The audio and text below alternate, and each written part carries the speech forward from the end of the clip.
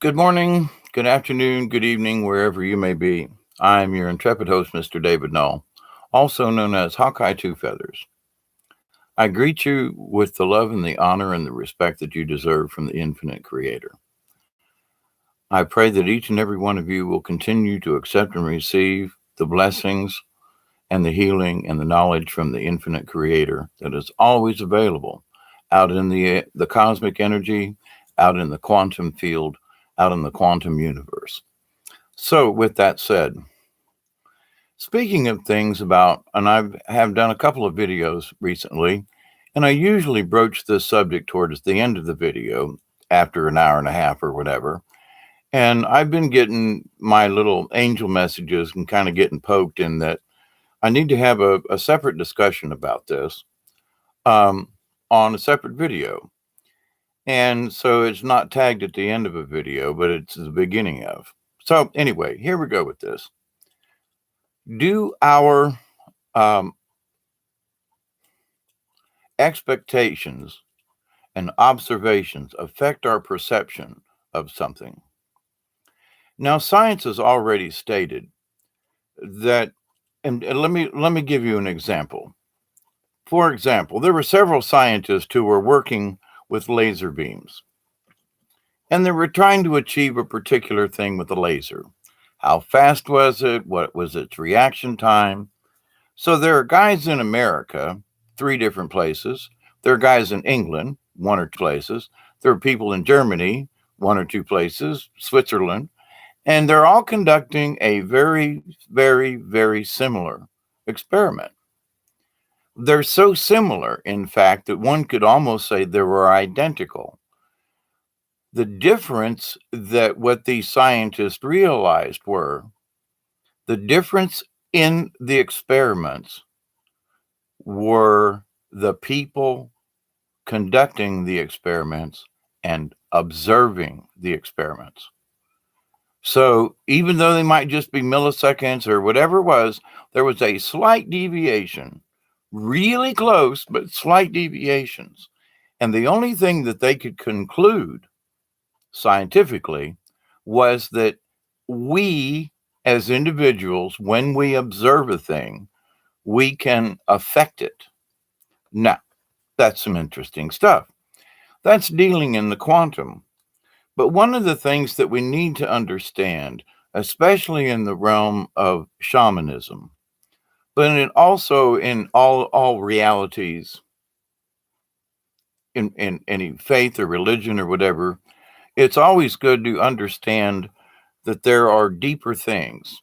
And when you understand fully what you're understanding or reading or paying attention to, it gives a whole different depth of perception and a whole different depth of meaning and intent and purpose and outcome. Um, the more you understand art, for example, the more you understand how to mix colors, your paintings will be brighter. You know, when you understand any particular thing as a car mechanic, when you've taken off a couple of dozen carburetors, you kind of get the feel for it. You know, if you've ever changed the fan belt, and okie dokie, then you know how to change a fan belt. So I know that sounds like it's really ridiculous, but how you look at something, it's like if somebody's only changed one fan belt versus a person who's done a dozen versus a person who has done it a dozen times, say that fast, three times. Um, but it's the observation. The person who's only done it once looks at it and goes, oh, holy crap, what do I do? The person who's done it 12 times, his observation, oh, it's a Chevy, bing, and he does it. So the reaction's different. That's our expectations. That is our observations. And it would also include experience in that. So the more experience you have at maybe watching or observing or understanding nature, science, I don't know, pick a subject. The more you are aware of it and understand it, the more you can converse in that area. So, what does this mean by perception? You know, I say in the chat, Can our awareness of a thing, and pick a spot, affect, effect, not affect, but effect how we perceive that thing? Now, I know that sounds like a bunch of mumbo jumbo, but consider the experience of two two people on on opposite sides of a room who are doing something with a little laser pointer, and they're doing this the exact same thing, but it seems different because this person's over here and that person's over there. One person is shining the light to your left and the other one is shining the light to the right. Are they both going at the same speed? Well, yeah, but your perception of it is could be that, well, that one looked like it goes faster, or that one seems like it's a different color when they could be identical. So it's our perception of how we see something. So it's like when I discuss about earth wobble and when I ask people, if you're going to go out and watch the stars and so forth, always pick a reference point so that when you go and make your observations of the sky, you're always making it from a relatively close proximity the same time every night because your perception will change. If I walk further out in the field, I can't really tell if the sun's straight overhead or if it's a little left or to the right.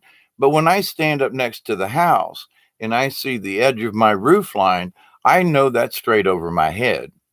And so I can tell by my um,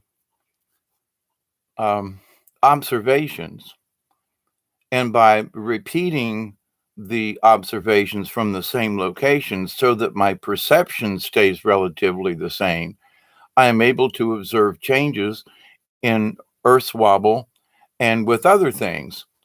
And so, but now I don't think that I can affect the Earth wobble. I don't think that I'm in any way responsible for the moon wobbling around. I think that if a bunch of us thought about it, we possibly could affect the moon or something. But that's not what this subject is about. This subject is about the small things that you may do every day. So it may be that how you look at something, it's your perception. If you don't, and I've said this about a homeless person, you don't know how they got homeless. Well, that person just gave up. Well, he could have been a CEO at a big corporation, lost his job, lost his stocks and bonds, wife and kids left him, or maybe they died in an accident or something, and he ended up losing his home, his career, and ended up sitting being homeless. And you go, well, that guy's just a bum. You don't have a clue as to what really went on until you dive deeper in, until you have more information. So most people just say, well, that's a homeless bum. You don't know. Could be a Vietnam or could be a war hero. Have no idea until you find out more information. But our perception of something, we immediately see, a homeless person sitting there with panhandling or something, and our brain goes wherever it goes. And well, he's a bum, he's worthless, blah, blah, blah. And that's our observation and our perception. Now, but when we have more information, well, I know who that person is. Actually, he was in the Vietnam War, and he had what they call back in the old days shell shock. And that his brain's a little rattled, and but we love him, and he's never hurt anybody, but yeah, he's homeless and he lives on the street. Okay. And quite frankly, in these communities around here in the South, we've had a few homeless folks like that. And everybody in the community made sure that that homeless guy ate better than I did sometimes. I'm not complaining, but I'm just saying because there were so many of us who were like making sure that he had something to eat every day. When I was worked downtown at the Thomasville on Stage and Company, the theater department, the theater building, a lot of the people downtown at that time would leave food out or they'd leave extra cans because they knew he would come around every day and make his rounds. And They may not invite him into the back, but they'll leave a sandwich out on the garbage can or something because they know he's going to be around in the evening. I mean, it was really strange, but it worked out. And but the thing is that without thinking too much about it, everybody pitched in and kicked in. But rather than say that this person was worthless, this person actually kept, if somebody left him a sandwich, he would pick up cans and garbage and stuff and never ask for anything. So it worked out. He felt obligated because people somehow he had a kindness thrown his way, and so he picked garbage up and stuff around in the parking lot and things, And sometimes we'd give him a little job like, hey, you know, if you'll help me unload this wood or whatever to into the theater building, I got want a sandwich. Well, yes, sir, boss. Yeah, come on. So yeah, you got some extra stuff from a cast party or something, or whatever it is, and you give it, or it's not. There have been times I just would buy this one particular gentleman. I just bought him a sandwich. It's like, well, I want the money. No, I'm gonna buy you the sandwich because you might end up buying beer, and I think you could use some good nutrition versus a 6 pack of beer. But here's a buck to go along with it. But anyway, but to the point, many of us took care of some of these people, but everybody observed this homeless person. Their observation was through their own society, through their own culture, how they grew up, their own business, what they did for a living. Everybody looked at this same homeless person differently. They observed him differently and they perceived him differently. Did it change him? Well, if he was behind one uh, um, establishment versus the bar, he acted differently. Well, yes, ma'am. No, ma'am. If he was behind the bar, well, then it was, hey, how you doing? So where he was at affected him. When he was behind the theater, he knew if I was moving wood or something in, or we were, moving costumes around or something like that, building a set, he knew he could come and ask for some water. You got an extra drink, or anybody got a smoke, or, we'd be working out there on the patio. So, hello, Cindy, how are you? So our perception, my perception, and the people at the theater building, our perception and observation of this gentleman was different from the people who ran the coffee shop 3 doors down. Not that they were bad people, not my point. They just looked at him from their point of view, from the coffee shop's point of view. So they may have some coffee at the end, and hey, they'll leave him a cup of coffee out back on the ledge near the garbage cans, and he would know it was for him. Sometimes I'd even leave a note, Mr. Henry, I think was his name. So everybody knew Mr. Henry, and so it was everybody downtown that contributed to keep Mr. Henry alive. But anyway, point being that everybody observed him in their own way, and everyone perceived the same person in a different way, even though he was the same person. I grew up in Tampa. I looked at this, blah, blah, blah. Somebody else, they grew up in New York City. So they look at bums differently. And or homeless people, hey, look at that bum over there. Say, hey, Rudy, hey, look at the bum. So different people have different ideas, but it's the same person, different observations, resulting in different perceptions. And because he reacted differently around us theater folks versus the guys behind the bar versus the people behind, he reacted differently. He was affected by our behavior, by our perception. Come on over here, Mr. Henry. We got some leftovers. You want a chicken sandwich? Or versus the folks at the coffee shop. Hey, Mr. Henry, we got a couple of day old donuts. You want these? I mean, so similar but not. But okay. Now let's just take that another step. That's one person, different people, observations.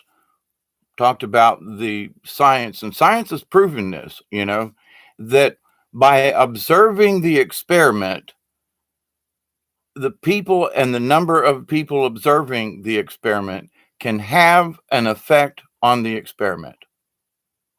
They over and over. Why how come yours are off than from ours? The only difference, because everything else is the same, is the people doing the experiment. All right, so let's look at that in the science of nature. So I was sitting one day and I was thinking, I haven't seen a hummingbird lately. And I'm like, just outside looking around, and I can tell when Hummer is around. And it's like, haven't seen a Hummer. How about that? Wonder where they are. Just have to keep, and I do a mental note, have to keep an eye out to see if there are any Hummers back in the neighborhood here, down here in the swamp this year. And so I don't know what then. I want to say it was that afternoon that all of a sudden I spotted one of these rather large green Hummers, and I was like, boom, there he was. And I was like, but then he wasn't, or her, as the case may be. And so I thought to myself, now, did my thinking of the hummingbird cause the hummingbird to come by and go, yeah, we're here, but we're settling in or something? I don't know. But I've had many, many, many in my lifetime natural things happen to where I thought about them, or get a spirit guide tap on the shoulder and go, hey, how about this for a thought? Or go out here and look over there. There's something we want you to look at. Maybe it's a flower. I've found arrowheads. I've found, I'll get a spirit guide, tap on the shoulder, walk down to the river and find a set of deer antlers. I mean, great big sets of deer antlers, and like, what? And in an odd place I would have never have looked, but by following this, hey, we got something and it's over here. And I just kind of follow. If it was like, go, nah, am I getting warm? No, you're getting cold. Come back this way. Okay. It's in there in them palmetto bushes. Yeah. Trust us. Are you serious? Yep. Big set of deer antlers. So my perception and my understanding and observations of the universe are different. So when I hear these little, hey, we got something for you if you go for a walk, I could have turned to the right and missed it entirely, but I was paying attention. I was observing. Am I getting too cold or too hot? Whatever that little vibe is that said that I was off track, left or right, to go over this way a little more. Now it's over here, not over there. Okay. So it's sort of like using, it's really odd how I do it. I just kind of go by feeling. But I've found feathers. I've found all kinds of stuff. And one of the reasons why the nickname Hawkeye was because I could find stuff for people. That I found a $10,000 diamond ring, and before somebody even knew it was gone. I mean, I've got some really fantastic stories over my many years, and it's that's one of the reasons why they called me Hawkeye. But anyway, the idea is though that I always look for something out of place, or I always follow what my feeling says. Well, maybe you dropped it over here. Well, no, it's over here. Well, now what the hell would it be doing over there? Oh, son of a gun! It fell down and rolled under and there it is. Interesting. Now, in the natural world, I've mentioned in a couple of previous videos, and you've heard the expression "seeing the forest for the trees." Now, all this ties in about our observations and whether or not we affect it. Can we see?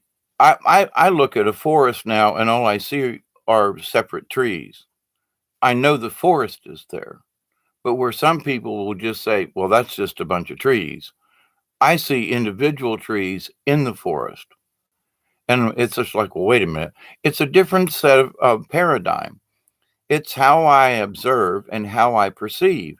And it's not that the other is right or wrong. This is the way I look at things now, better or worse. Well, in my opinion, it's better because now I can see both. Where before I just saw the forest. Ooh, look at the forest. Oh, that's it. Now I see, you know, the big dead pine in the back with the woodpecker in it. Or I see a cypress in a small area and it's surrounded by pines. I'm always looking for something that catches my eye. What's cool about that, or what's different? Yes, it's trees, but there's something in there that's different, that's unique or something. And so in nature, that's how I find unique things, is because I'm not searching. I'm allowing my observation with these two eyes and this one up here, my senses, my aura. If I'm connected with my spirit guide and they want to show me something cool, or want me to find something. I mean, like today, I found a blue rock in my garden, and I'm like, I don't have rocks in my garden. This is South Georgia, and this is like a blue. This is like a blue. I'm agate. I will just leave it at that. But I'm like, how did I find this blue rock? I've been digging out in the garden now for since January. I'm always digging in the garden, and I'm like, now how did I find this rock? And where did it come from? And just don't know. It's in my pocket. But to the point, though, if I hadn't been observant, if my perception of what I was looking at, and I was looking at the dirt and the but there was something different. It was a dark blue and kind of matched the dirt, but my perception of the dirt and through my observations, I find this blue rock in my own garden. I'm like, I don't know where this came from. Okay. Is that a spirit stone that showed up in my garden? Is it like a present? I don't know. I really don't. And for I live down here in South Georgia, it's a lot of clay, and you get these little pebbles and things that they're kind of have a lot of iron in them. But we don't really have rocks around here. Okay. So, but now our perception of things. Now I want to move this now that I've established a decent base with a couple of observations, and you can use your own example in this.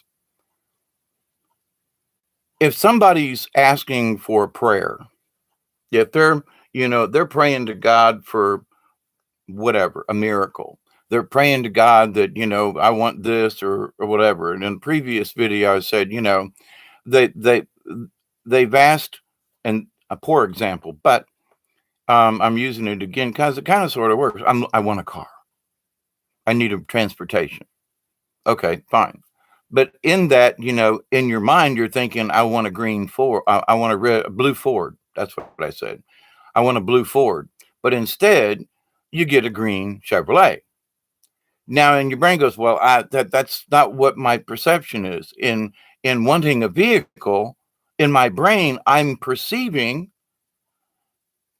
a blue Ford. That's what my perception says. That's what that I'm going to interpret and say, wow, if I'm going to dream up I need a vehicle, I want a blue Ford. So if a green Chevy comes along, you go, I don't know. Yeah, but it might be a really good job. Yeah, but it's not a blue Ford. So in reality, there are so many things that can be right in front of us, and it just be slightly off, because what we think we should have are expectations. Our expectations is that, wow, I was looking for marbles, and in my brain, I was looking for a green cat eye. Well, there's a blue one. Now, well, yeah, okay. You don't see the blue cat eye. You're because you're looking for the green ones. And you go, well, there might be a slightly turquoise blue greenish one. Yeah, but that one don't even fit. Well, those marbles are fine, but you're expecting a green cat eye. So it's like, So in my observations as a shaman, and this is a very basic thing, that when you ask for something, if you need a specific thing, then ask specifically for that thing. Don't beat around the bush. But if you need help with something, then don't think help is, a construction crew and free building materials, to build a shed or something.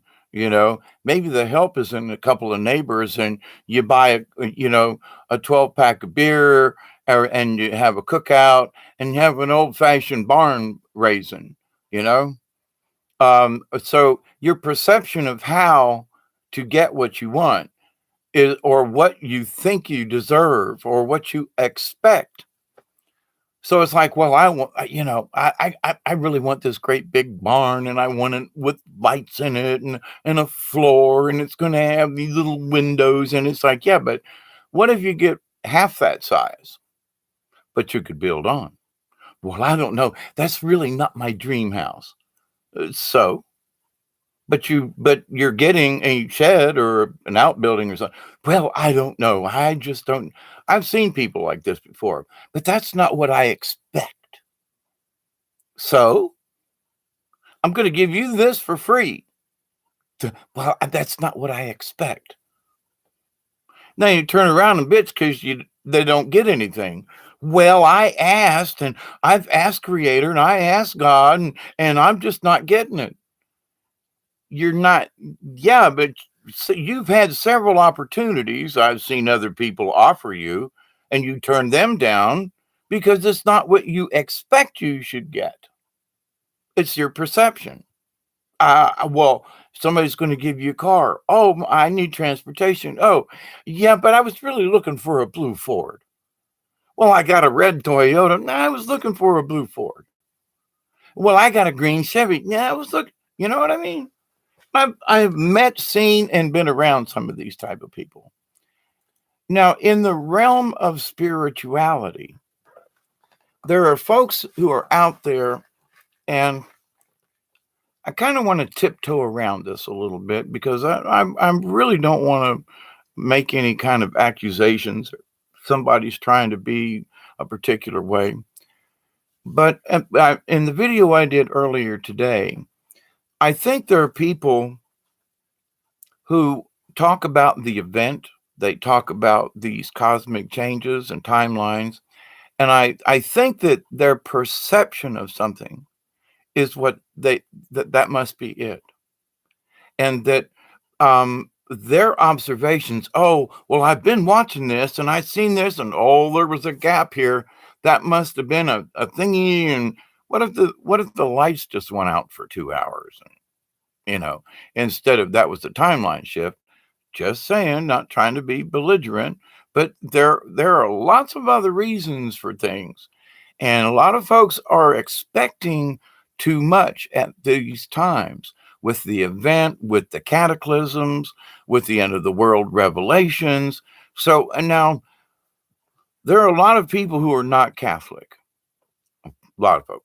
But when you grow up in the Catholic religion and you read the Apocalypse, which is um, the last book in the Catholic version of the Bible, at least the older versions, and in King James, it's Revelations, same book, different name, but they both mean the same thing. It's the unveiling. So, as if you've ever read Revelations, and I've read it a bunch of times, and in it, I always get the backup feeling like we're here. And what I mean about, if you haven't been raised a Catholic, you don't understand that the Catholic Church is a big part of the horror of Babylon and things like that. And there are Catholic prophecies that have nothing to do with the Bible in itself that are being fulfilled and have already been fulfilled right now, as in that current idiot Bergoglio that claims he's the Pope when he's not. Ratzinger is still in. But so if you don't understand the protocol and the understanding and the bigger picture of things, people say, well, we can't be in Revelations right now. Well, that's because you're understanding it. And I mean no disrespect, but you're understanding it from a Protestant point of view. If you observe it from a Catholic point of view, from where Protestantism originated, you must go back in that and observe it with different eyes so that you can perceive and you go, oh, holy crap. I see what you mean. But if you're raised a Protestant, nothing wrong with that, but you don't get the Catholic perception of it. So people who are reading Revelations are like, well, the Antichrist is this and that. And if you were a Catholic, you'd already understand that. You would already get it. Oh, I see. And here we are right now. Now, this is not about fear, but I'm not trying to make it up. I'm just saying go read it with a fresh set of eyes and go look into Catholic prophecies because that's where the basis of the King James Version came from. And King James made up the rest, kind of sort of on its own. But to the point, though, his base was the Catholic, the original Roman Catholic Bible back in the day. It's called the Douay Rheims version, and you can find it online on several Bible study places. It was a very respected version of the Bible for a long time, many centuries. And so, and I read it. I love to read it because it's so simple to understand. But anyway, these newer versions of Bibles with the ye's and the thous and the stuff gets you confused real quick. Go back to an older version and it's really simple. But anyway, but the point is though, if you observe the Revelations or the Apocalypse, see, same book, same kind of stuff, different title. It's at the end of the Bible, same position. You know what I mean? Somebody's observation and their perception of that last book, okay, in the Bible. So now, if your observation is from a Catholic perception, you get it this way. If you're grown up Protestant and have no idea of what the Catholics think or how they think, oh God, it's kind of out there. That's why I'm not one anymore. But if you got to go into this other realm to understand because you have to go back through history. So your perception of it is only partial. Not to say you're wrong, but that you need more of the picture. You're only getting a portion of it because you're observing it from a Protestant point of view. Okay. Now, being an or retired Catholic, as some folks say, I'm an ex-Catholic. They'll throw me out for my heretical types of thinking. Even though if you go down into the Vatican vaults, you'll probably find out that some of the things, or that many of the things that I'm talking about, are actually true. Because I had a sister Helene, a Dominican nun from Tampa Catholic, who was my mentor in my senior year and after high school in Tampa. She told me some stuff. Oh my goodness, is happening right now. So, my information has been inside information since 70, 71, 72. And I've been living with some of these understandings and other people going, yeah, you're just crazy. Yeah, okay. Now it's coming all to light. The apocalypse, the revelation just showing through. And so my discussion about this is not about whether I'm right or wrong about this, but I'm explaining because of my point of view, my observations, my perception of how I got here to this point, speaking to you now. I had to learn how to observe from different points of view. If I only looked at a tree from one angle and didn't walk around the tree, how would I know that there was a nest on this side that was being obscured? They built the nest on one side of the tree and not the other. But I'm looking at it from the road. They built the nest on the back side of the tree, so when cars go by, they don't see the nest. Smart bird. But until I stop the car, get out, and walk around to the other side of the tree, do I see that same tree, but with a different observational perspective? So I'm 180 degrees out from looking at it this way. So I just walk around it over here and whoops, whoa, there's a great big nest up there. Ooh, there's chicks in the nest. Ooh, they're hungry. You know, hmm, same tree, Same forest, same position, but our observation of it is from a different point of view. It's the same tree. Well, there's nothing there. It's just a tree until you get out and walk around it, until you get a closer look at it, until you gain more knowledge of what it is, so that your observations, the more that you observe an object, the more that you will be able to perceive what is truly there, and the less you'll um, expect something. Well, if I take off a piece of bark, it should be purple underneath. Well, and it's not, it's brown. Well, that's not what I expected. Well, but if you start observing more trees and taking bark off, you'll understand that it's brown under them all the time. If you find a purple spot under the piece of a pine tree bark, peel off a piece. If you find some purple, there's something wrong. Now that's observable. But to the point though, until you gain enough observable information, and then your perception changes. So how we observe it, well, it's a blue Ford. Well, maybe it's a faded burgundy or something, and it's not really a Ford. It's an old Mazda. I'm just making this up. But to the point, you say, well, wait a minute, I didn't have my glasses on, and the way the light hit the paint, it changed its color. And whoa, that's not a blue Ford. That's a burgundy Mazda. What? You know, just saying. So there are times when our perception changes because how we observe a thing. Now, what about our expectations? You can spot something and your brain will expect it to look like something. Well, that's a pine tree. Well, I know what a pine tree looks like. And I expect a pine tree to have bark on it.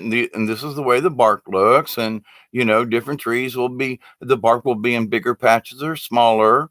Some pines will have short needles, and the longleaf yellow pine will have really long needles on it. And the tree's different and how it comes up out of there. So these are all observations. Still a pine tree. But if I don't have enough information, so I can look at something and go, well, that's a longleaf yellow pine, when actually you think it is. It's your perception. Well, it's a pine tree, and I'm down here in the south. Isn't that long? Nope. Actually, that's a slash pine. What? It's a pine tree, and it's growing down here in the south. But whoever's looking at it heard something about a longleaf yellow pine, and they expected every that's coming up to be longleaf yellow pine. Expectation. And then when you go, wait a minute, slash pine. Oh, the needles are real short instead of the long leaf yellow pine. Okay. So, and different people will look at different things. So, in the spiritual world, I hope I'm not bouncing around too much, but in the spiritual world, all of this is connected. You see, how you perceive a pine tree. And well, that sounds really stupid, but it's not, because when you can understand there's more to the pine tree, whether it's an individual or the forest, because all pine trees should have similar bark. Thumbs up. All right, but then you spot one where the bark is different. That's what happened to me a couple of weeks ago when I went over to St. George. On the way back, I was like, man, there are vines growing on some of these pine trees. And vines don't usually grow on a pine tree because of the sap, but because the trees were dying or dead, the vines were growing up, and you could tell which of the dead ones, because when I looked at the top of the tree, I saw that the tops of the trees were dead. And I was like, oh, so the vines, it's a pine forest, but not all pines have the vines on them. But I noticed the vines on certain trees, and then as I was riding along, I noticed the tops and did more observations. I realized that those pine trees were dead standing trees. How about that? But at first, they just all look like pine trees in the forest, But because I'm a forester and I've lived down here, I noticed there was something out of place. Now, if you haven't had enough experience of looking at pine trees, you wouldn't have noticed. And that's okay, because your observation and experience says that they just look like pine trees to me, Hawkeye. I don't see anything different. It's all right. It's okay. That's not my point. My point is, though, you may not see that, but I can tell you there's more to the pine tree than just some bark and a tree, and pine needles, long or short, do what? You mean pine needle? There are different kinds of pine needles, short, long. Yeah, there's different kinds of trees. A longleaf yellow pine won't grow in a swamp, where slash pine does. Slash pine was named because they used to slash the side of the tree to get the turpentine and the sap out of the pine trees, and they grow real well in the swamps. And where we were at had a lot of slash pine. Okie dokie. So thus these different names. Um, Vitamin C source. Hi there, Sherry again. Cindy still and Breaking Dawn. Hey, yeah, I was sitting here antsy with this conversation, and it was just like they were really nagging. My upstairs buddies was really nagging me to just go ahead and do this video about this. So, but it's very important about what our perception is.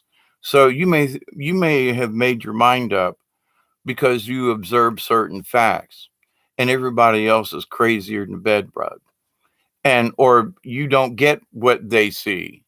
Somehow you've missed some information. Now every subject, every topic is like that. We have to be able to look at it and go, I'm going to observe this for a while. They said that something, something, X, blah, blah, blah, blah. Oh, well, okay. Well, let's see what happens. Let's see if that's still true in 2 days. Well, the blah, blah, blah is now a gloop, gloop, gloop, gloop, blah, blah. Oh, the storyline's changed. Okay, so our first perception in 2 days can be changed because we have observed more facts, or we have observed another point of view, or we have observed so that our perception of what the reality is has changed. Did reality actually change? It was our perception of the reality. Now there might be some kind of false flag where they try to make us believe certain things happened. And there are those folks to this day that, this is this and that's that. But when you look at the evidence, you go, I don't know who to believe, but I do know one thing. The information is fishy at best. There are no like, yes, yes, yes, yes, yes, yes, no. You got a yes, maybe, not sure. Well, we lost the evidence, or that picture was the day before. So we have to continue our observations. Now, through practice, we can observe something very quickly and go, "Ooh, crap! I see a mole on. I see a hole that a bug drilled in a pine tree because I've learned how to spot holes in pine trees. So my observation and my perception, so I can go, oh crap, there are bug holes. Woo! Where somebody else might go, oh, look at the bark on the pine tree." So it's our training and how we look at things. It's our perception. What about our spiritual self? What do we perceive spiritually? What is our understanding? Well, we're crammed and jammed in so many verdicts and points of view and everything. And oh, the event is happening now. Oh, the event ain't going to happen. No timeline shift. Yes, no, maybe something. When maybe all of the above is true versus one point of view or one perception of something. Now, if we all observe a particular thing enough, my contention is, for example, that these people, and there are a couple of pastors and folks out there in YouTube land and other places, that all they talk about is apocalypse. And I'm after 4 or 5 years of 2 or 3 times a week, apocalypse this, urgent, red flag, warning, warning, Will Robinson, the earth is going to end again. Oh, the oceans are going to swallow us again. And my thing is, ladies and gentlemen, the earth is always changing, but we are in an active phase right now, and we need to be prepared. Not to the I don't want a bomb shelter. I don't want to be underground. I'm sorry. If something's going, I'd rather just go ahead and be, throw my brain in a hurricane. Just think I'd just rather than to like get buried alive inside a vault and then not know what's above me or what's happened. Or I think I'd rather just go out with the blast. I think it's not about survival or a death wish, but I mean, if I had my druthers to be stuck in the ground for a year, I've been in prison for a year, and it's not a lot of fun. And being in prison is a whole lot different than being in a hole in the ground for a year. Lock yourself in a closet for a day and think about it. For that you would do that for 364 more days. Think about it. Not knowing what's going on. Just go lock yourself in a closet for a few hours. Think about it. But to the point though, it's like, but all that wasted energy and all that, Now I am prepared. I got extra batteries and flashlights and little solar panels and things, and I've got water. I have been working on self sustainability, but I've been doing it since the middle '70s. I came back to the land in the homestead movement back during the '70s and the hippie days and all that, and I bought this piece of property in 82 or 3. So I've been on this piece of property for a while, and I've dug my own well. Some of the trees that were in my house, I came off of my property. I mixed my own dirt with cement to make the cement for my floor. I mean, I'm that I'm that crazy guy. But the thing is though I planned all of this a long time ago. So when I got older, I'd have a solar home that took care of itself and that was cooler in the summertime and warmer in the winter. So I looked forward into this, and guess what? I'm reaping the benefits of it now. Where some of my friends still got 10, 15 years on a mortgage. They're going to be 80 years old before their house is paid for. No, no, no, wrong. So it's your perception of reality and what is or isn't. Now we make a choice all the time. So when the more information that you get, the better you will be able to observe something. And as you observe it, your perception will change. And as your perception changes, it will affect you and the outcome of all things. Now I know you're going, what do you mean by the outcome of all things? The more people who are becoming aware of just stuff, I mean, Catholic Church, they keep changing the Bible. Why? Why? It says right in the Bible, whoever changes it is going to be written out of the book of life. So, but they keep changing the Bible. So aren't these people heretics in their own rights? But they say, don't read the old ones, read the new ones. Why? Because we changed it. Well, then you just broke the law. You just broke the law in the Bible you're trying to give me. But is anybody, well, that don't make sense, Dave. You're exactly. So their perception of things and what they want us to believe. So, and it's by our observation. See, I keep it all of this is observation and perception and everything. But when you consider that there are other possibilities, and there was a science show, and I thought it was really amazing. It was like, we see things in up and down, left and right, in and out. But now if I was to like climb a tree, I would go and sit on top of the limb. If I were an ant, I could crawl up the tree and walk upside down on the limb. Wait a minute, same tree, different critter, different point of view. The ant don't know that he can't be upside down. So he goes up the tree and walks upside down on the limb that I'm sitting on. We both climbed the same tree. His perception and observation of the tree is different from mine. I think I'm going to fall if I try to cling upside down like the ant does. Probably will hurt myself, bang myself in the head again. But the idea, though, it's our observation and awareness of it and our perception. Now, by observing the ant walking upside down on the limb above me, I got a different perspective of reality. Wait a minute. I can sit on this limb, but the ant and all insects and even squirrels and whoa, did you just see that go flying by? Whoa, that was a big one. There's nothing in my house. It's too cold. Wow, that was weird.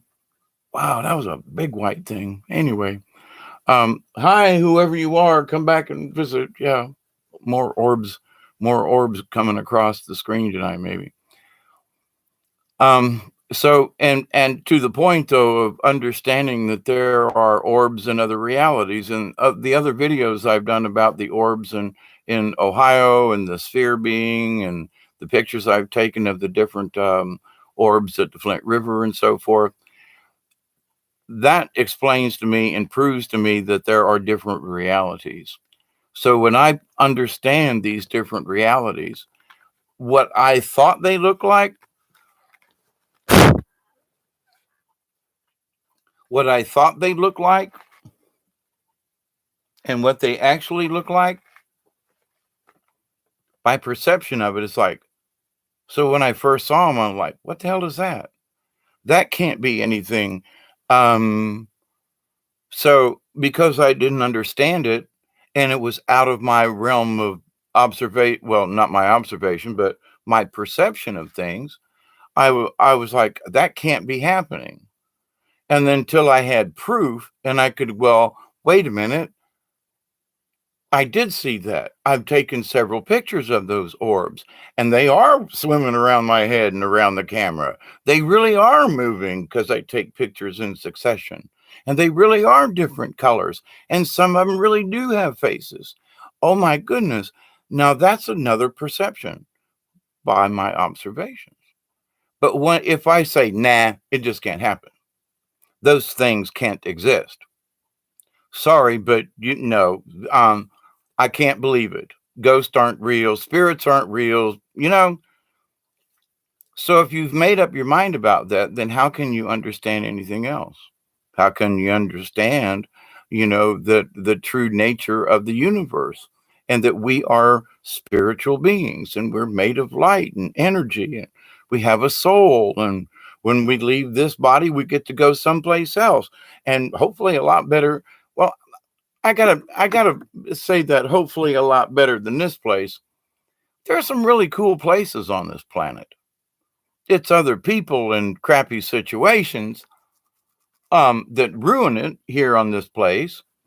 But by and large, going down on the river and seeing the swamp is a wonderful thing. It's beautiful down there.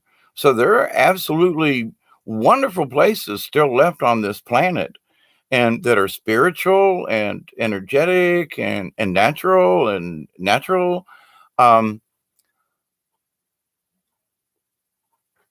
but they're all a part of the quantum reality. Ooh, it's everything is tied together.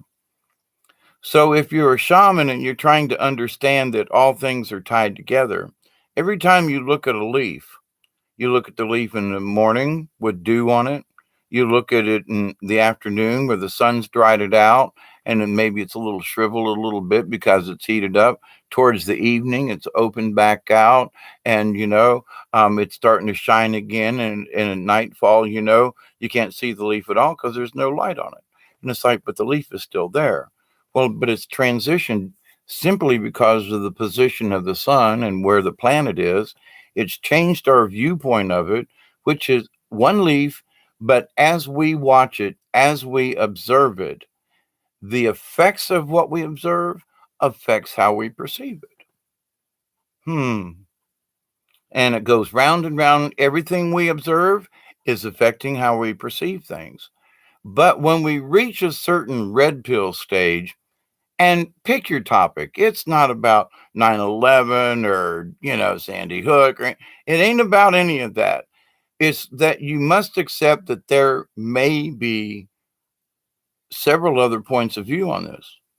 There may be other facts that you and I are not aware of. And if we just close our mind off to, well, nope, can't be it, then we've lost in the grand scheme of things. We have to be open that weird stuff happens. And that when we allow ourselves to understand it's possible, then we can observe weird stuff happening. And as we observe weird stuff happening, we can perceive that weirdness because it's affecting us. I know, round and about, ain't it? It has a lot to do with how we can proceed as humans / spiritual beings into the next realm. Now, with that said, there are a lot of people, and I'm not trying to start arguments, I promise. But I got to be the grown up in the room and say that there are people out there who are trying to explain the fourth and fifth and sixth dimensions when they don't even really have a good concept of what this 3D reality has in it. Well, I just see a tree. Well, can you perceive yourself walking upside down on a tree limb like an ant? Well, why would I do that? Well, because that's the fourth dimension. Duh. Ants already know about the fourth dimension. They can walk upside down. Time and space doesn't really matter to the ant. How about that one?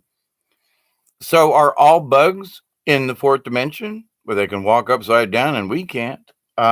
Where most birds don't walk upside down. Some of them do.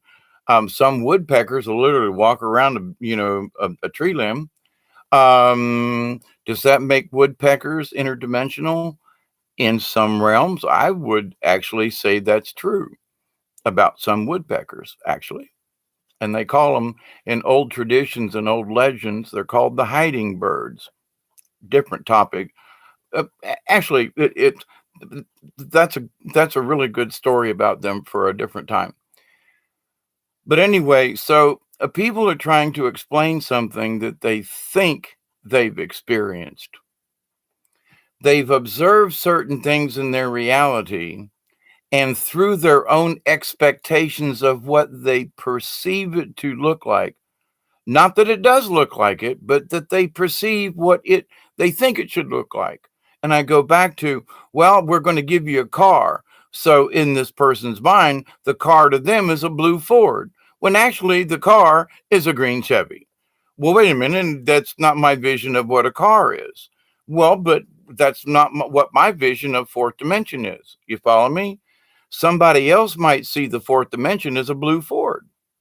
But everybody else will go, wait a minute, but that's not what and if you've never actually been there and truly experienced it, maybe it's not a blue Ford or a green Chevy. Maybe it's a purple Datsun. Just saying, we don't know sometimes what some of these things are. Now, if we expect something to look a particular way, say, the car is going to be blue instead of green. If we're expecting green and it's in any other color, then we don't really perceive it as being correct. So fourth dimension, well, it's all violet and it's swirly and are you sure? Or is that your perception of what you think it looks like? Through your observations, agreed, and through your whatever learnings and things you're being shown, agreed. But by what you're thinking it should look like, you're affecting how it looks. Well, what? Yes, by expecting it to be a blue Ford, you don't see the green Chevy, or that perception that the green Chevy is not part of the reality. Well, that's not in my fourth dimension. That can't be right, because you weren't expecting a green Chevy to be there. Well, wait a minute. But in my fourth dimension, I got a purple Datsun.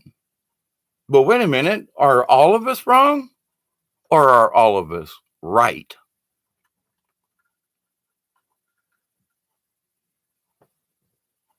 I think of it as we're all correct because we each have our own point of view on how we perceive, how we translate that information, how it affects how we look at it, and when we look at it, how it affects our perception.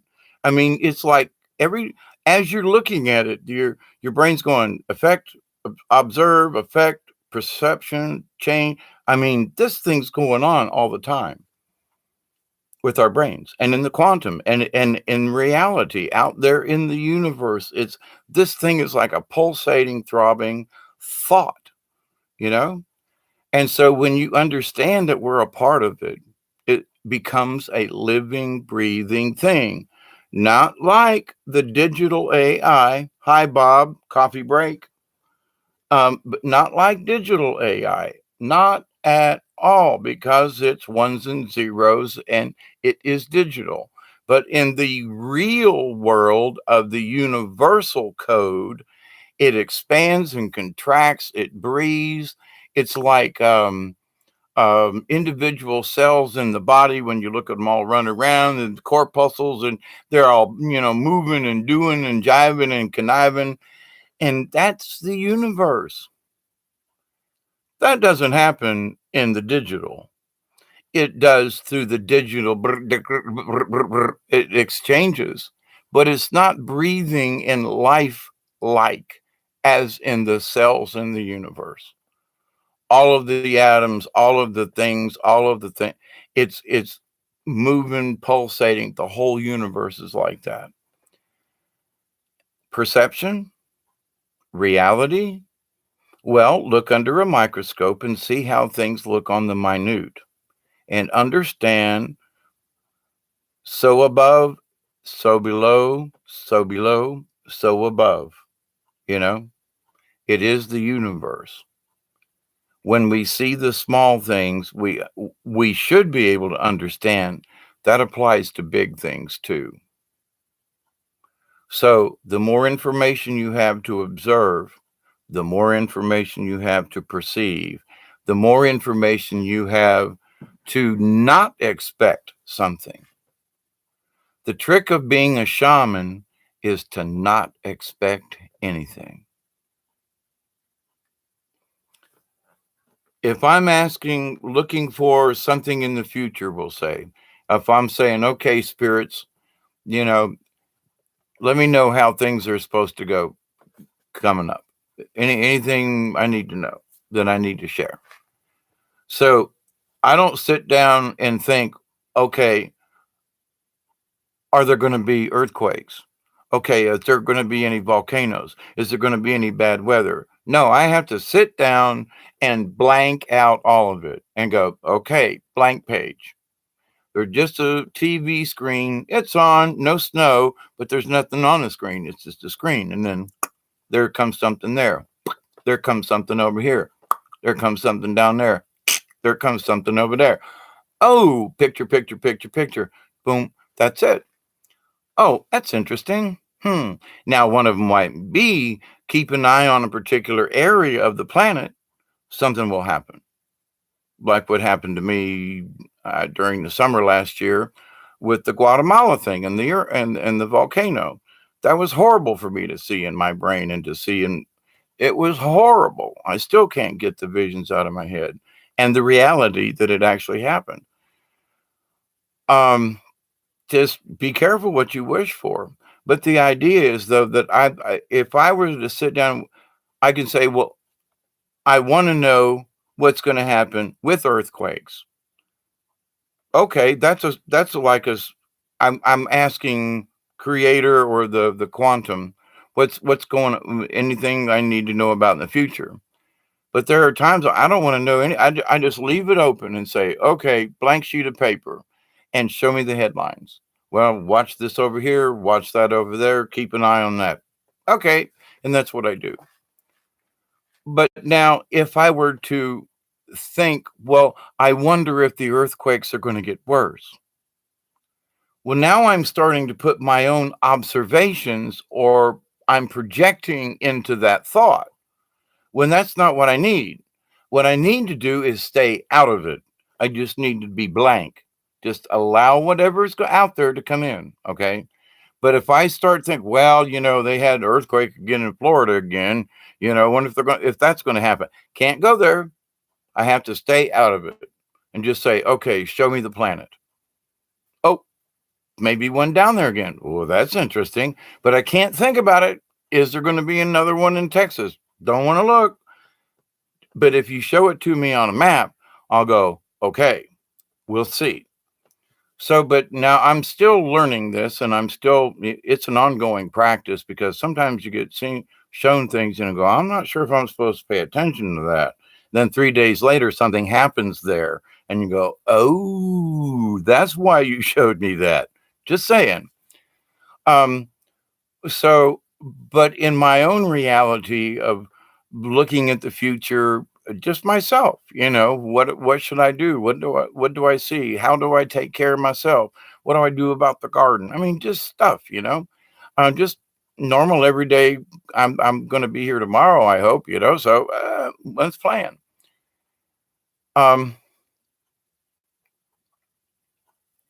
If I know I got to work on the chicken pen, if something else happens and I don't work on the chicken pen, I'm okay with that. Although I lost 4 chickens in the last 10 days, and that's not good. Um, Damn possums. Um, yeah, Granny on Beverly Hillbillies, she's going to have a possum in her stew pot soon, I tell you. Um,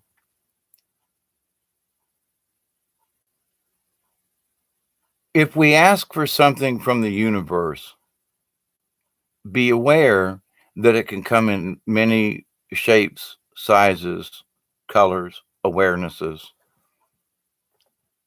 blessings. But if we expect too much, it will affect how it comes to us, and you may actually miss it. You won't see the tree in the forest that you really need to see. That's the one with the woodpecker. Spirit showed you, said, hey, look out the window. Okay, wow, look at the forest. Yeah, but did you see that big tree with the woodpecker in it? No, I was too busy looking at the forest. Ah, you see, because that's what you expected. But what about the woodpecker tree? What woodpecker tree? So if we expect just to see a forest, that's all we'll see. If we expect to see anything else, more trees, birds, if we expect other things in the forest, we still see the forest. But now when we extend our um, potential observation, if you will, in other words, I know there's more in the forest than just trees. So because I'm aware of it, I'm just going to be able to observe it. Simply by awareness that something may exist, that allows you to observe it and to see it, and that changes your perspective. Ain't this a ain't this is all tied in together, and they've been kicking my ass the last couple of days to have this conversation. I know it sounds convoluted in a lot of ways, but it's all connected. And when you can start turning around in this little bit, well, wait a minute now. There are some things we can affect. I mean, physically, we can look at something and what? I guess some people would call it manifesting something.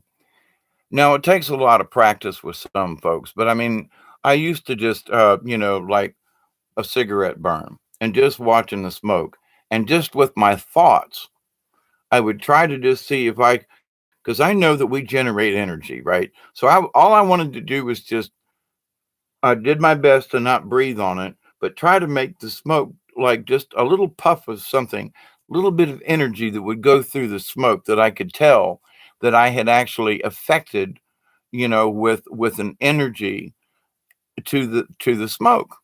I know it sounds crazy, but it's a really good exercise to practice, not with cigarettes, but with, if you got some smoke that you like from a candle smoke or something like that. But it's interesting to you if you if your experience and perception says that that can't happen, it won't. Because you're going to say no. Your mind's already made up. So even if it did, your mind will go, that couldn't have been that didn't really happen. That was a fluke, you know. But if you understand that it actually can happen, so the influence of my believing it, I might actually be able to affect the smoke. Let's just say not. Now I've had some creepy experiences. None of them's on video or anything. I was like, did I just do that? That was weird. But the thing is that I understand it's at least possible. Now, whether I can actually master it and do it, totally different reality. But I can at least understand that in the physics and the reality of the quantum universe, that if I thought about the smoke, I could put a little something in it and change the smoke, or at least my perception of it. You see? Lots of ways to look at this, but they're all connected. So if you want to, well, it's like, well, the first time you go to Disneyland, the first time I went at Disney World, well, I say I haven't been to Disneyland, but I have been to Disney World several times. But it wasn't even really open good yet. And I went over there to Orlando back in the day and applied to go to work at Disney World. And they gave us a pass to go in and certain things and blah blah blah. Anyway, it was an interesting experience, but it wasn't fully functional yet. Space Mountain wasn't open. A lot of stuff was still being worked on, and but anyway, so my expectations of what Disney World was like, because it wasn't done. When I went back a couple of years later in Space Mountain and the Epcot Center was there, I didn't have any expectations of Epcot. I was just like, okay, I saw Disney World. Now I was really impressed with some of the things that was in the Epcot Center. And I was like, well, whoa, that's interesting. That's really kind of cool right there, Whoa. Um, so, but I didn't, I had no preconception of it. So when I got there, I was actually impressed. Where Disney World, before it opened good, not so much. So, but you go, you think, well, I'm going to go to this location and the pictures. Oh, look at how nice it looks around the pool. And you get there and they took a picture from this one angle. If they'd have stood on the other side and took a picture, you're looking at the back of you know, a meat storage facility, and that's what you're actually looking at. But on this one particular view on the premises, oh, it's beautiful in the side of the building. That happened to us when we went to Seattle years ago. And I found the spot and I was like, yep, this is exactly what it looks like. But if I take 10 steps over there and take a picture, we wouldn't have got rooms at that hotel. Just saying, perception is everything. Now, in the realm of spiritualism as a shaman, the shaman master or the teacher or however will sit with you during a vision quest or a vision walk or spirit walk, up here kind of thing, and say, we'll ask questions about a something versus say, ask the question about something versus telling the shaman junior about something. They question it. So it's sort of like a double question. It's like, well, master, um, what do you think about the two wolves, the white one and the black one? Which one wins? And the master looks back and says, which one do you feed? So it's like, well, wait a minute, you did, but he answered you, but now you have to answer the question. So the question is answered with a question, but that there's an answer in it. So you have to look at it because there's two points of view. There's black and there's white one. Maybe there's gray. But it's like, well, wait a minute. But master, you didn't answer the question. Yes, I did. Which one do you feed? I don't know. Well, but okay, so which one wins? But I don't know, master. Tell me, what's the answer to this? The answer is, which one do you feed? But I don't know, master. Should I feed the white one or the black one? That's the whole point, you know? So you can get caught up in that and go, but I don't know. That's not it. The answer is in the question, and there's always the question. So if you think, well, there's only one answer, maybe it's not. So the master versus the pupil in the shaman training is not going to, the answer is you have the answer. But instead of trying to explain it to the pupil has the opportunity to now go through the steps of learning the different ways of looking at that, to understand that there are different perceptions in that story. And of the many times, the white and the black and who's going to win, and there every time, simply because I'm in a different mood, I can feel or hear that story and get a little bit different feeling almost every time. And you go, well, yeah, but that's the same story. And I've told it hundreds of times at powwows and storytelling times and things like that. And it's like, but for every time, because there's emotion with the people there. There's my own emotions at that time. It's whatever I was thinking or the subject matter at that time that affected what I said, have repeated many times. Now I still get a chill or a different feeling of a deeper understanding, or at least another point of view on the same subject. Now, if I just said, 10 years ago, there's only one answer to that, and that's it, well, I'd have lost out on all these years of all these wonderful little trips around that one little tiny story right there. Life's like that. It's very simple, but at the same time, it's complicated. But it's only complicated if you make it so. So it's like, yeah, well, what came first, the chicken or the egg? Must have had the egg. Yeah, but who laid that sucker? Not quite sure. But at some point, the chicken comes from the egg. The chicken just doesn't fall out of the sky unless it comes from an alien world and it was brought here by another spaceship, but that's for another story. So I hope that this has made some kind of roundabout sense. You may be expecting too much out of life. Not that you shouldn't. But if you're looking for a blue Ford and you only got a green Chevy, maybe you're looking at, maybe your perception of the world just needs to alter. Maybe you're trying too hard to force what you think the universe should look like versus what it actually looks like. Well, I think the universe should look like this. Well, but what if it doesn't look like what you think it should look like? What if it just is the way it is? Can you see the universe for what it is? Or do you have to make up a story? Do you have to make up your own perception? Well, I think it should look like this. Well, then you're not allowing yourself to see it as it really is. Hmm. A lot of thought on this. And that's why my wonderful guardian angel friends and my spirit guide have just really been like, talk about this subject, please. Let folks know there are so many different ways of looking at things, which brings about more information for us and makes us even more whole as spirit beings, as creatures on this planet. We understand, oh my God,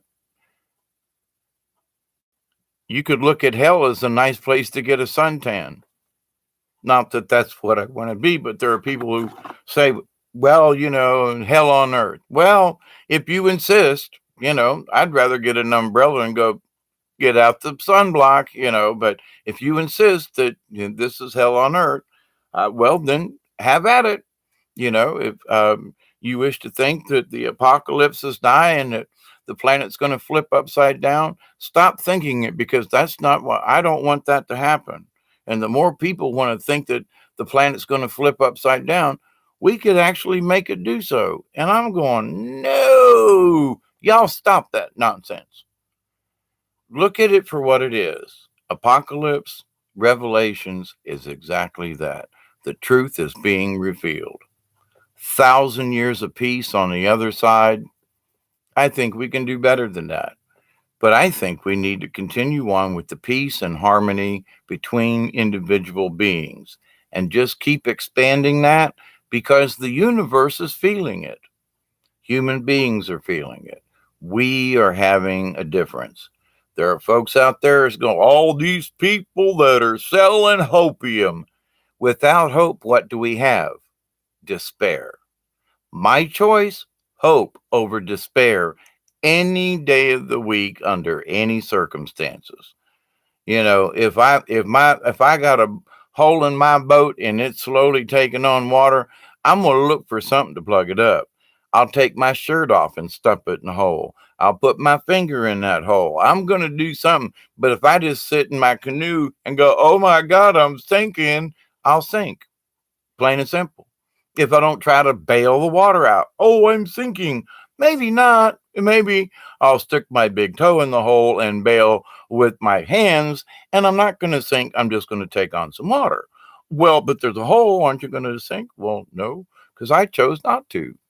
Well, but my canoe's got a hole in it and it sank. That's because you didn't try to. You know what I mean?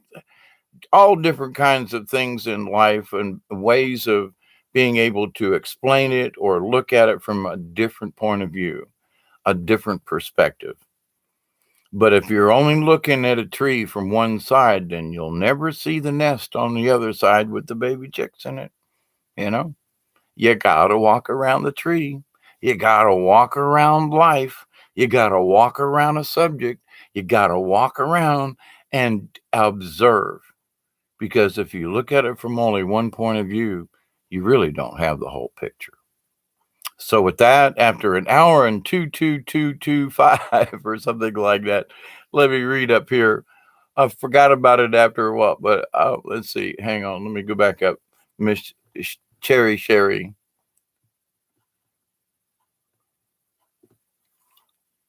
Um,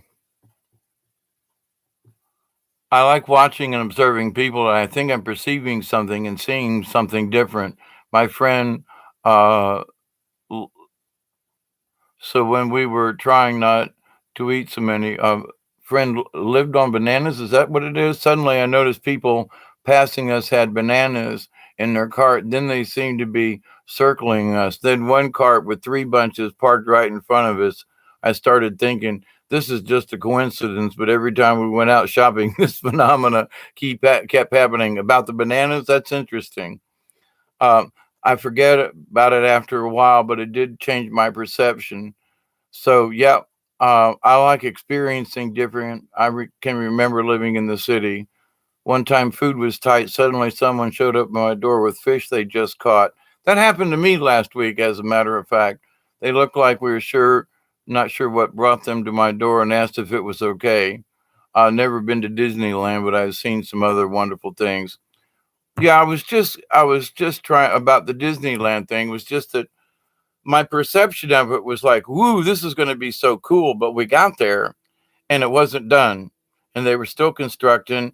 There were, signs all over and things not finished and nothing really worked. And so my first impression was crap, but it wasn't done yet. But I went back and it was much better. So my experience and my perception changed because the circumstances changed. But if I had told people, well, I went just, it was his first open, it was crap.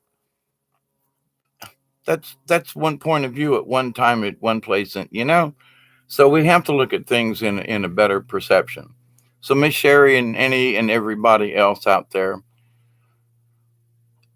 the idea of opening up your awareness, this third eye up here that people talk about, if you limit what your thinking is, it'll never open for you. Well, I'm going to open this chakra and I'm going to do this and you're going to do that. But the thing is that if you're filled full of to someone else's perception of it versus your own, I would say if you've got a perception of what this should look like, for example, a lot of people are always talking about being able to visualize. Okay, Hawkeye, what you need to do is you need to visualize the violet flame. Probably heard this. And I'm like, violet flame, violet flame. I can't see violet. Not for my, whatever it is in my realm, couldn't see violet. I could see a candle, but picture the violet flame, and the violet flame does this, and it expands around you. And I couldn't get that shit for nothing. I'm like, I'm sorry. I understand it. I can listen to it and I can perceive what that violet flame looks like. But in my third eye, I ain't seeing purple. I'm not seeing the violet flamey thingy.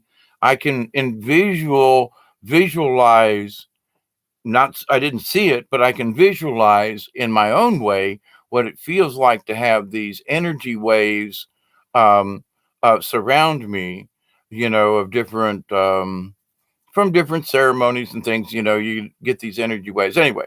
But to the point, so I could envision it in my own perception, what they were trying to explain. And then somebody had said something, well, if you can't see that violet flame, then it must be not doing it. You're just not tuned in and you don't understand the world. And I was like, I'm understanding a whole lot more than you're giving me credit for, by the way. But simply because I can't see violet in this whatever my third eye is thing, does that mean that I'm not any good? What if I'm colorblind in that area? I've had a lot of knocks to the head. What if I literally can't perceive the violet? What if I can only see it in black and white, but I can see it in a shade of gray and perceive that shade of gray as being violet? So, and that's what colorblind people do all the time. Somebody says that right there is red, and they go, no, it's actually a shade of gray, but okay, I got you. Because I've spoke to many people who are colorblind and say, how do you know that's red? Because it's a different shade of gray than that. And that one's darker and this one. Oh, but they're all shades of gray to you? Yeah, I don't see colors. Oh, okay. Is that green? I don't know. It just looks gray to me. Oh, okay. So, but does that make that person invalid because they're colorblind? So if I can't see the violet flame in my third eye, does that mean I'm not connected to the universe? No. But for a long time, I was like, I'm, I'm broke. I'm not getting this. What I realized that for however I'm built, I was trying to force myself to see someone else's perception, and it didn't fit me. But I was still getting there. I was still meditating. I was still being calm. I could still feel all these other things, but I wasn't getting the colors right or whatever, And it's like, so, and I kept thinking, well, I must not be there because I'm not seeing it the way they see it. Oh, I need to look at it the way I need to see it.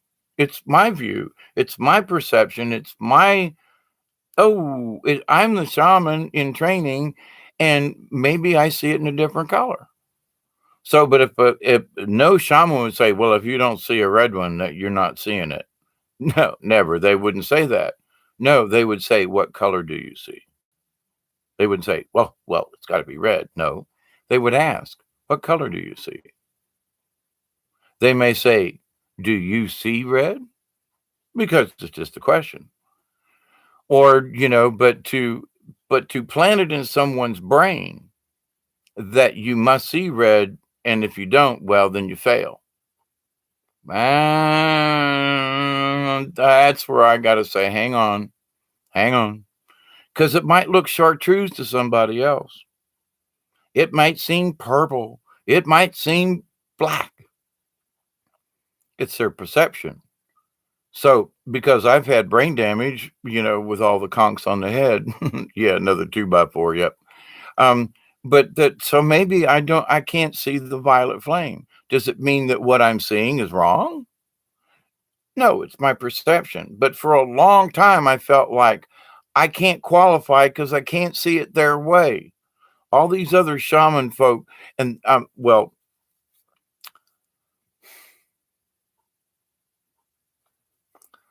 all these pseudo shamans, they call themselves shamans, but it's like, well, it purple flame or nothing at all, nah, because you're if you understood the true nature of the universe, we can't see each of us can't see the same thing exactly the same because we're not exactly the same. We're supposed to perceive things slightly different because we're individuals. We will see them very closely together, but not exactly the same because we're not exactly the same. Minor, tiny little difference. It doesn't matter.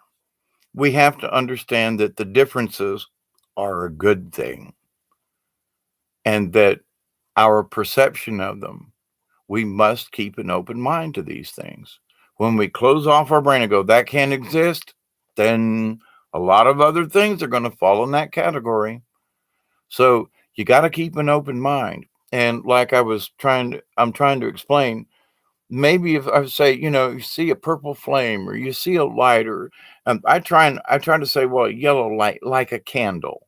So because I can see a candle flame, I can light a candle, close my eyes and see it through my eyelids, and where I'm for some reason I can't get to the violet flame thing. But did I fail? I don't think so. It's just that I may be colorblind, or certain objects are in different in my reality, different in your reality, but that both can exist at the same time, and they do. So, with that said, after an hour and 32 minutes, I love you all much. Busch Gardens several times, never been to do, yeah. Eye breaking, Dawn. You made it back in, I see.